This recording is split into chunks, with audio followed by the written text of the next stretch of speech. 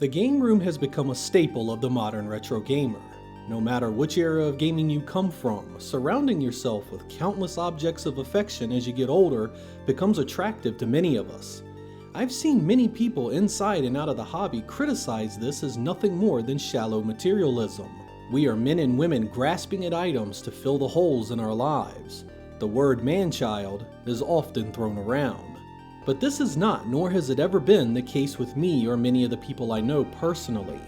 That blanket judgment completely dismisses the emotional element that games have had in our ever-changing lives.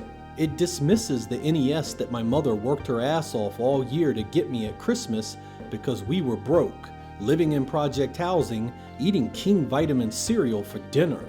It dismisses the smile on my mother's face when she watched me open it and pop in Super Mario Bros. For the very first time. That image forever burned in my mind's eye. And that's where the separation of understanding becomes most apparent.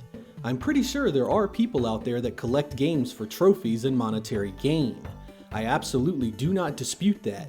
But for every one of those people, there is at least one of us that collects games because of the very personal attachment these items have had in our life experience. Perhaps it's the very first game you bought with your own money, or even something as simple as the games you played with your siblings or your childhood best friends. Games can be intricately woven into the very fabric of every experience we have. This is especially true of family events, such as holidays, birthdays, and get-togethers, as this is often the primary time you got games and systems in your childhood. Presents from loved ones and lost family and friends can be powerful motivators for memories and feel-good moments from your life. This of course extends to items outside of video games as well. I have seen grown men eviscerated for having toys in their home. This is such a narrow-minded view, again completely dismissing the emotional connection these items can have in someone's life. My Transformers, for instance, were my bastion of escape when I was a child.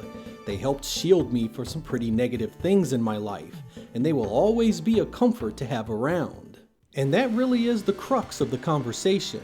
You really have no idea why someone collects the things they do. Some of us were lucky enough to have a father or older brother or sister that got us into video games, baseball cards, comics, toys, and all other manner of collectible, sharing countless memories obtaining these items together.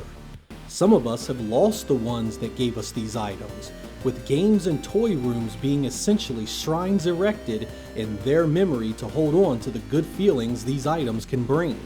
I've also heard the common critique that game rooms are direct evidence that you have never grown up, essentially a statement that you are still a child in an adult's body. This again completely dismisses the individual's personal accomplishments to make a blanket statement that stereotypes everyone. I am a 43-year-old married man with children. I've always had a job.